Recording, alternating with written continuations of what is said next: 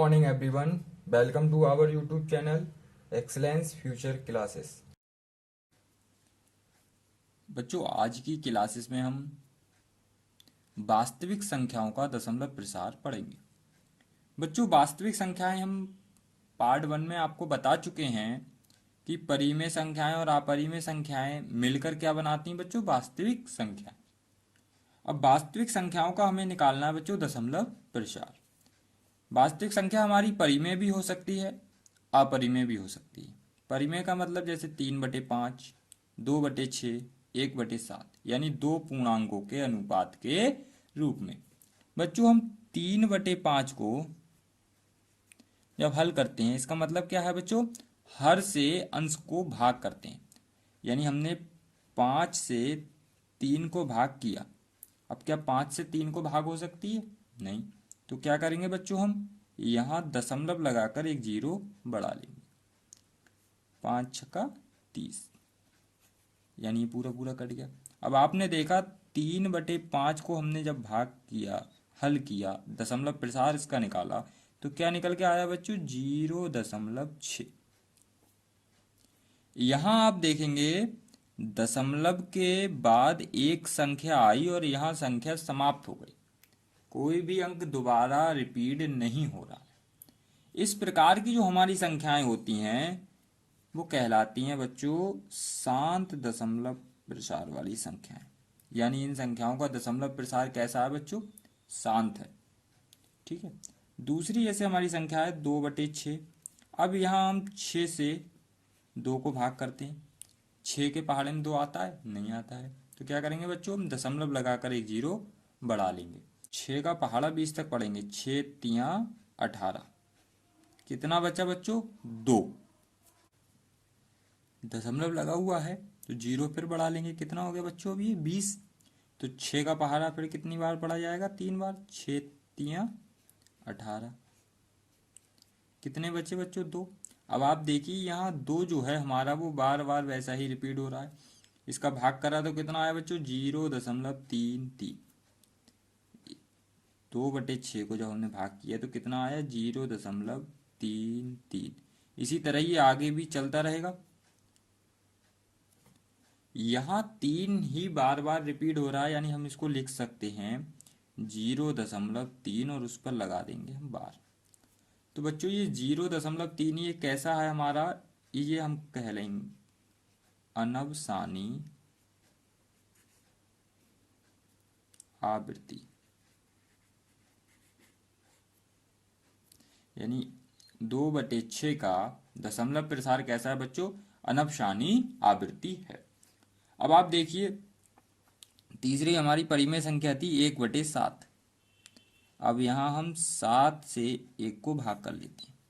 7 के पहाड़े में 1 आता है? नहीं आता है। तो क्या करेंगे हम बच्चों, दशमलव लगाकर एक जीरो बढ़ा लेंगे। 7 एकम 7। 10 में से 7 गया, कितना बचा, 3। दशमलव लगाया तो जीरो बढ़ा लिया, 30 हो गया। 7 का पहाड़ा पढ़ें, 7 चौक 28। कितना बचा बच्चों, 2। दशमलव लगाए, जीरो बढ़ा लिया, कितना हो गया, 20। 7 दूनी 14, बचे 6। दशमलव लगाए तो जीरो बढ़ा लिया, कितने हो गए, 60। 7 अट्ठे 56, बचे 4। दशमलव लगाए तो जीरो बढ़ा लिया, 40 हो गया। 7 पंजे 35, बचा 5। दशमलव लगाए, जीरो बढ़ा लिया, 50 हो गया। 7 सत्ते 49। अब यहाँ देखिए आप 1 से आपने शुरू किया था और 1 पर ही आपका फिर से आपका शेष क्या आ गया, 1। यानी यही फिर से प्रक्रिया दोबारा वापस आ जाएगी। अर्थात 1/7 का दशमलव प्रसार क्या निकल कर आया बच्चों, 0.142857 और उस पर बार लग गई। यानी ये भी कैसा है बच्चों, अनवसानी आवृत्ति। अर्थात हम ये कह सकते हैं कि जो भी हमारी परिमेय संख्या है उसका दशमलव प्रसार या तो शांत होगा या कैसा होगा बच्चों, अनवसानी आवृत्ति। ठीक है। अब हम बात करते हैं अपरिमेय संख्याओं की। तो आपको पता है बच्चों अपरिमेय संख्या जैसे √2 या पाई। √2 को अगर हम हल करेंगे भाग विधि से तो √2 का मान कुछ 1.414213562 इस तरह से आता है। आप इसमें देखिए, आप आगे भी निकालेंगे तो कई अंकों तक ये आता रहेगा ऐसे ही। इसमें ना तो हमारे दशमलव के बाद अंक समाप्त हो रहे हैं और ना ही दशमलव के बाद ऐसे अंक आ रहे हैं जो रिपीट हो रहे हों। तो इस तरह की जो हमारी दशमलव प्रसार वाली संख्याएं होती हैं वो कहलाती हैं बच्चों अनवशानी अनावृत्ति। ठीक है बच्चों। इसी तरह पाई का जब आप मान देखते हैं, पाई का मान होता है बच्चों 3.14159265358 इस तरह से करके पाई का भी मान आता है। ठीक है बच्चों। तो ये हमारी जितनी भी अपरिमेय संख्याएं होती हैं इनका दशमलव प्रसार कैसा होता है? अनवशानी अनावृत्ति। और जो हमारी परिमेय संख्याएं होती हैं उनका दशमलव प्रसार कैसा होता है? अनवशानी आवृत्ति। ठीक है, इसको अच्छे से आप समझ लीजिए। जो हमारी परिमेय संख्याएं हैं, कैसी संख्याएं हैं? परिमेय संख्या, उनका दशमलव प्रसार या तो शांत होगा या अनवशानी आवृत्ति होगा। ठीक है। और जो हमारी अपरिमेय संख्याएं हैं उनका दशमलव प्रसार कैसा होगा? अनवशानी अनावृत्ति। बच्चों इसका उदाहरण नंबर 5 है हमारा 10/3, 7/8 और 1/7 के दशमलव प्रसार ज्ञात कीजिए।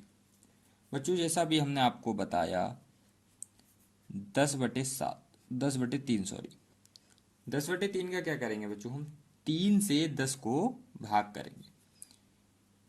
हम इधर भाग कर लेते हैं 3 से 10 को।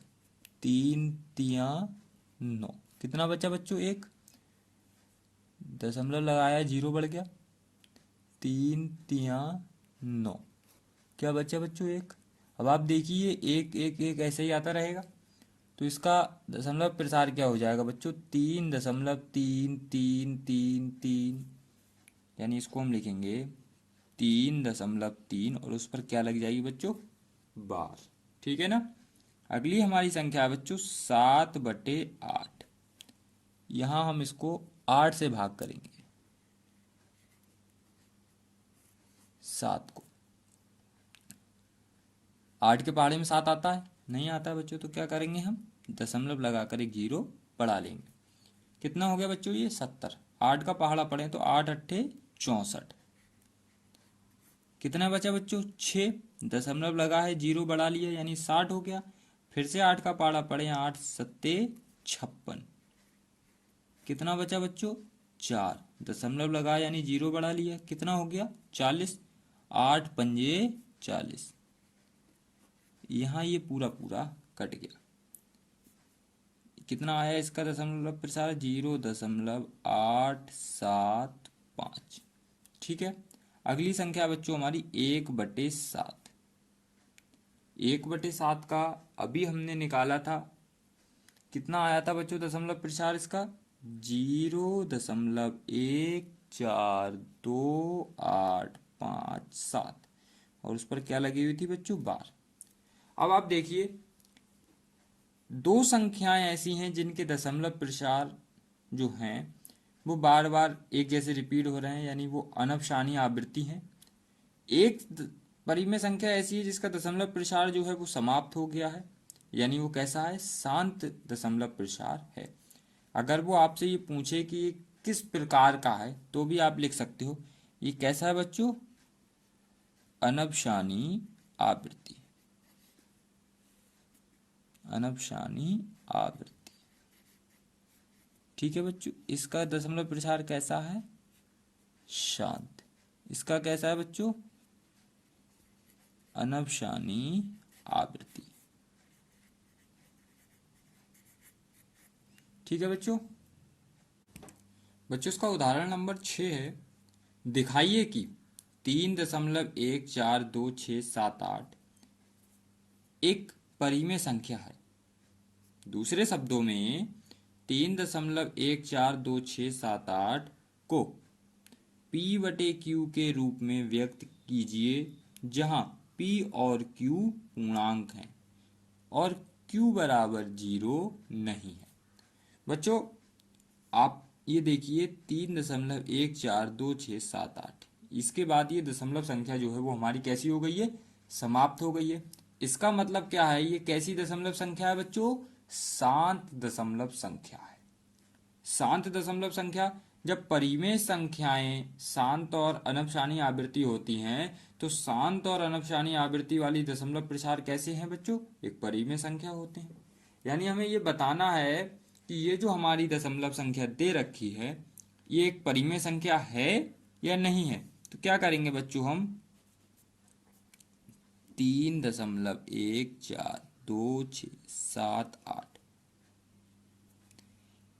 इसमें से दशमलव को हटा के नीचे लिख लेते हैं बच्चों 1। दशमलव के बाद कितने अंक हैं बच्चों, 1 2 3 4 5 6, 6 अंक हैं तो 6 जीरो लगा दीजिए। ठीक है, अब देखिए हमने 3.14267 को एक P बटे Q परिमेय संख्या के रूप में लिख दिया, जिसमें अंश और हर यानी P और Q दोनों क्या हैं बच्चों, पूर्णांक हैं और Q बराबर 0 नहीं है। ठीक है, इसका मतलब ये कैसी एक संख्या है बच्चों, एक परिमेय संख्या है। तो हम क्या लिख सकते हैं नीचे, ये है, अतः ये है एक परिमेय, कैसी संख्या बच्चों, परिमेय संख्या है। हमने इस चीज को सिद्ध कर दिया कि ये परिमेय संख्या है, क्योंकि परिमेय संख्या का मतलब क्या होता है बच्चों, कि वो P बटे Q के रूप में हो और जहां Q बराबर 0 ना हो। तो ये P बटे Q के रूप में लिखी हुई है और इसका जो Q है यानी हर जो है वो 0 नहीं है। ठीक है बच्चों, इसका उदाहरण नंबर 7 है। दिखाइए कि 0.333 यानी कि 0.3 पर बार लगी हुई है को P बटे Q के रूप में व्यक्त किया जा सकता है, जहां P और Q पूर्णांक हैं और Q बराबर 0 नहीं है। मतलब हमारी अभी हम उदाहरण नंबर 6 हमने पढ़ा था। उदाहरण 6 में बच्चों क्या था, एक शांत दशमलव प्रसार वाली संख्या थी जिसको हमने परिमेय संख्या बनाया था। यहाँ हमारी एक अनफशानी आवृत्ति वाली संख्या है जिसको हमें P बटे Q यानी परिमेय संख्या के रूप में व्यक्त करना है। ठीक है बच्चों, तो इसको परिमेय संख्या बनाने के लिए हमें क्या करना होता है, तो बच्चों हम इसको क्या करते हैं, सबसे पहले हम इसको लिख लेते हैं माना। ये जो हमारा 0.3333 था इसको हम एक x मान लेते हैं, मान लीजिए 3 3 3 3 3। ठीक है बच्चों, इसको हम समीकरण 1 ले लेते हैं। अब हम क्या करते हैं, समीकरण 1 में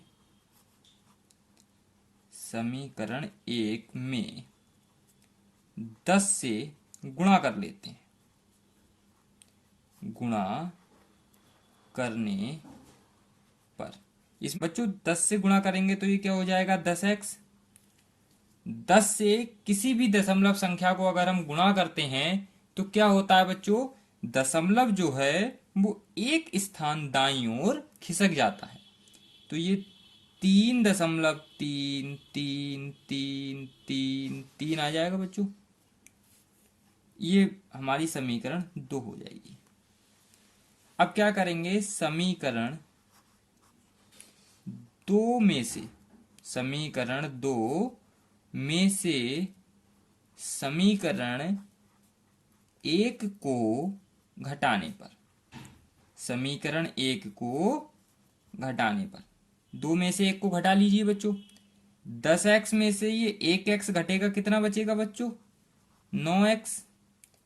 दशमलव के बाद यहां देखिए 3 3 3 3 3 है यहाँ भी दशमलव के बाद बच्चों 3 3 3 3 3 है, यानी इससे ये चला जाएगा पूरा पूरा।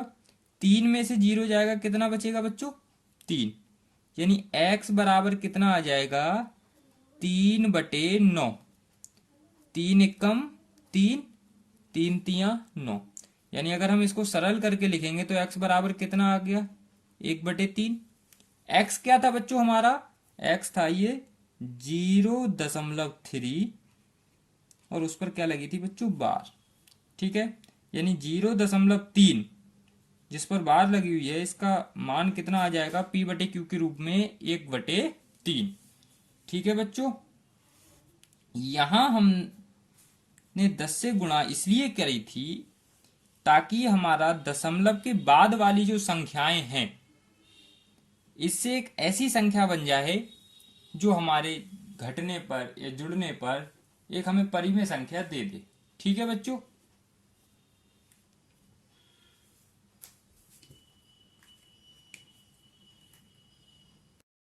इसका उदाहरण नंबर 8 है। दिखाइए कि 1.272727 अर्थात 1.27 पर बार लगी हुई है को p/q यानी परिमेय संख्या के रूप में व्यक्त किया जा सकता है, जहां p और q पूर्णांक हैं और q बराबर 0 नहीं है।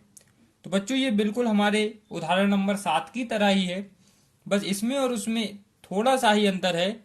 इसमें हमारे दशमलव के बाद 2 संख्याओं पर बार लगी हुई है और उसमें हमारे दशमलव के बाद एक संख्या पर बार लगी हुई थी। करने का दोनों का ही तरीका बिल्कुल एक ही जैसा है बच्चों। जैसे पिछले सवाल में हमने इस संख्या को एक अक्षर मान लिया था ABCD का, वैसे ही हम अब भी इस सवाल को, इस संख्या को एक ABCD का अक्षर मान लेंगे।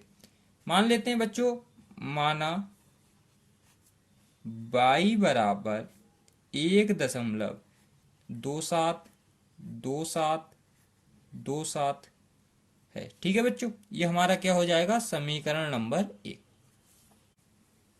बच्चों पिछले सवाल में हमने दशमलव के बाद हमारी एक संख्या पर बार लगी हुई थी, इसलिए हमने कितने से गुणा करी थी बच्चों? हमने समीकरण 1 में 10 से। यहां हमारे दशमलव के बाद 2 संख्याओं पर बार लगी हुई है, तो यहां हम कितने से गुणा करेंगे? 100 से। तो क्या हो जाएगी? समीकरण 1 में 100 से गुणा करने पर, किससे गुणा करने पर बच्चों? 100 से गुणा करने पर। 100 से गुणा करेंगे तो ये कितना हो जाएगा? 100/, बराबर यहां 100 से गुणा करेंगे तो ये कितने स्थान खिसक जाएगा बच्चों? 2 स्थान दाईं ओर खिसक जाएगा, यानी 127.272727। ठीक है बच्चों, ये हमारी समीकरण नंबर 2 हो जाएगी।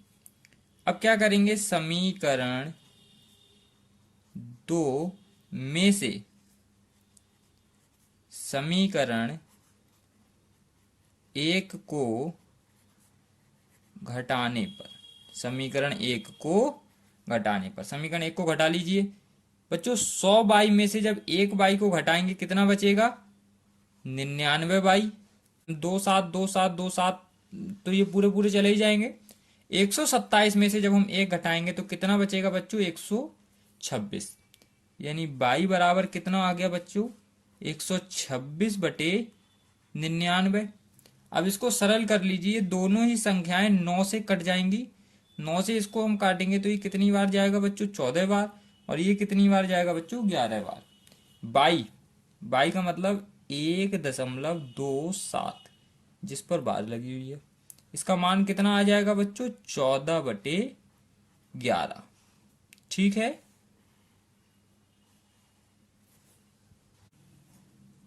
तो बच्चों इसका उदाहरण नंबर 9 है। दिखाइए कि 0.2353535 अर्थात 0.2 और 35 पर बच्चों बार लगी हुई है को p/q के रूप में व्यक्त कर सकते हैं, जहां p और q पूर्णांक हैं और q बराबर 0 नहीं है। बच्चों ये भी उदाहरण नंबर 7 और 8 की तरह है, बस इसमें थोड़ा सा फर्क है। दशमलव के बाद पहले एक अंक ऐसा दे रखा है जिस पर बार नहीं लगी है, उसके बाद वाले जो हमारे दो अंक हैं 3 और 5, उन पर हमारी बच्चों बार लगी हुई है। तो इसको कैसे हल करेंगे? सबसे पहले तो हम इसको किसी एक अल्फाबेट से मान लेते हैं। तो हम क्या लिखा, माना z बराबर 0.2353535। ठीक है बच्चों, ये हमारी क्या हो गई, समीकरण नंबर 1। अब सबसे पहले हम ये जो दशमलव के बाद हमारे पहली संख्या है जिस पर बार नहीं लगा है, इसको पहले दशमलव से पहले लेकर आते हैं। तो इसको पहले लाने के लिए क्या करना होगा बच्चों, हमें समीकरण एक में 10 से गुणा करने पर, क्या करने पर बच्चों, 10 से गुणा करने पर, 10 से गुणा करेंगे तो ये कितना हो जाएगा बच्चों, 10z बराबर 2.353535। ठीक है बच्चों, ये हमारी क्या हो गई, समीकरण नंबर 2। अब हम क्या करेंगे, समीकरण दो में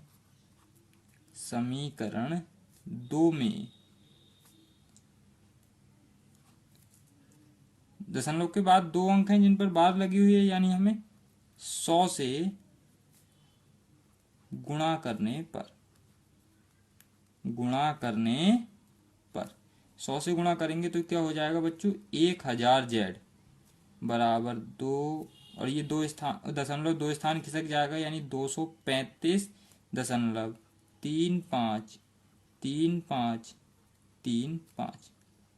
ठीक है बच्चों, ये हमारी समीकरण हो गई 3। अब क्या करेंगे, समीकरण 3 में से, अब हमारे पास समीकरण 3 से पहले दो समीकरण है बच्चों, तो हमें घटाना कौन सी है, हमें घटाते समय ये ध्यान रखना है कि ये जो दशमलव के बाद बच्चों 3 5 है, ये बिल्कुल सेम होने चाहिए। तो ये किस समीकरण में है बच्चों, समीकरण नंबर 2 में। तो हम समीकरण 3 में से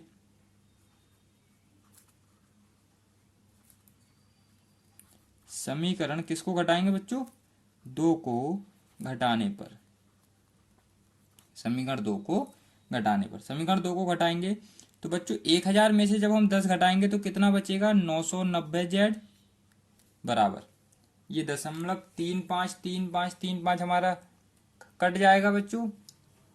235 में से जब 2 घटेगा तो कितना बचेगा बच्चों, 233। यानी कि हम इसको लिख सकते हैं z बराबर 233/990। z का मतलब क्या है बच्चों, यहाँ 0.235 और उस पर क्या लगी हुई है बच्चों, बार। 233 बटे कितना आ गया, 990। ठीक है बच्चों, इस तरह के जो हमारे अनपशानी आवृत्ति वाली संख्याएं थी, जिनको हमें परिमेय संख्या यानी p/q के रूप में बनाना था, इस तरह के हम आपको 3 उदाहरण करा चुके हैं बच्चों। प्रश्नावली में भी इस तरह के सवाल हैं, आप इन उदाहरणों की सहायता से प्रश्नावली के सवाल हल करने का प्रयास कीजिए। अगर आपसे वो सवाल नहीं होते हैं तो हमारी अगली क्लास में आपको वो सवाल करना सिखाए जाएंगे। ठीक है बच्चों, इसका उदाहरण नंबर 10 है, 1/7 और 2/7 के बीच की एक अपरिमेय संख्या ज्ञात कीजिए। बच्चों 1/7 हम आपको पहले ही ये बता चुके हैं कि 1/7 को अगर हम सरल करते हैं, दशमलव संख्या के रूप में निकालते हैं, तो ये क्या आता है बच्चों, 0.1428557। और अगर हम 2/7 को हल करते हैं तो ये निकल के आती है बच्चों 0.285714 और उस पर लग जाती है बार। ये बच्चों दोनों हमारी कैसी संख्याएं थी, परिमेय। इन परिमेय संख्याओं के बीच हमें बच्चों एक अपरिमेय संख्या निकालनी है। अपरिमेय संख्या हम आपको बता चुके हैं जो संख्याएं हमारी अनफसानी अनावृत्ति जैसी होती हैं वो हमारी क्या कहलाती हैं बच्चों? अपरिमेय संख्याएं। तो 1/7 और 2/7 के बीच की एक अपरिमेय संख्या। 1/7 और 2/7 के बीच की एक अपरिमेय संख्या। बच्चों इन दोनों के बीच एक अपरिमेय संख्या क्या होगी? हम आपको बताया हमने कि जो अनफसानी अनावृत्ति वाली संख्याएं होती हैं वो संख्याएं ना तो दशमलव के बाद किसी अंक पर समाप्त होती हैं और ना ही उनमें एक जैसे अंक रिपीट होते हैं। ठीक है बच्चों, तो हमारी 0.142857 और 0.285714 के बीच में मान लीजिए एक संख्या आती है 16 0.16 0 1600 1600 0 160000 इस तरह से करके। बच्चों यहाँ देखिए हमारी ये ना तो कोई भी अंक इसमें रिपीट हो रहा है, यहाँ पर 160 फिर 1600 यानी डबल जीरो हो गया, 160000 3 जीरो लग गए, यानी संख्याएं एक जैसी हमारी रिपीट नहीं हो रही हैं और ना ही इन संख्याओं का क्या हो रहा है बच्चों? अंत हो रहा है। अर्थात ये हमारी एक कैसी संख्या हो जाएगी? अनफसानी अनावृत्ति वाली संख्या हो जाएगी। और ये अनफसानी अनावृत्ति वाली संख्या यानी क्या कहलाएगी? हमारी एक अपरिमेय संख्या। ठीक है बच्चों।